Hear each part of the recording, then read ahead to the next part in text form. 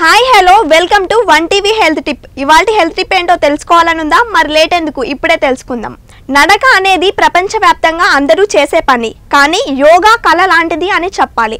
భారతదేశంలో ఉద్భవించిన ఈ కళారూపాన్ని కొన్ని సంవత్సరాల క్రితం ఐక్యరాజ్య సమితి సైతం గుర్తించింది.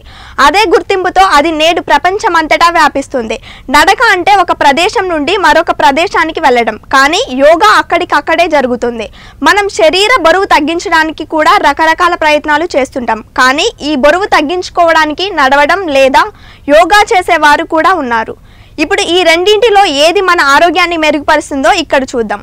నడక వల్ల కలిగే ప్రయోజనాలు: మనం ప్రతిరోజు కొంత దూరం నడిస్తే అది మన హృదయ స్పందన రేటును పెంచుతుంది, క్యాలరీలను వేగంగా బర్న్ చేస్తుంది. ఇది బరువు తగ్గడానికి మీకు సహాయపడుతుంది. అన్ని వయసుల వారు దీన్ని సులభంగా చేయవచ్చు. యోగా వల్ల కలిగే ప్రయోజనాలు: ఈ అభ్యాసం మన శరీర శ్వాసను మెరుగుపరచడం కాకుండా ఏకాగ్రతను కూడా పెంచుతుంది.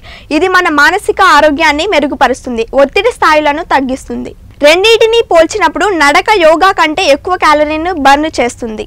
అలాగే మనం యోగా వ్యాయామాలు చేసినప్పుడు మన కండరాలు బలపడతాయి. యోగా, నడక రెండు బరువు తగ్గడానికి సహాయపడతాయి. నడక ప్రత్యక్ష ప్రయోజనాలను అందించినప్పటికీ యోగా ద్వారా మనం నిరంతర ప్రయోజనాలను పొందవచ్చు.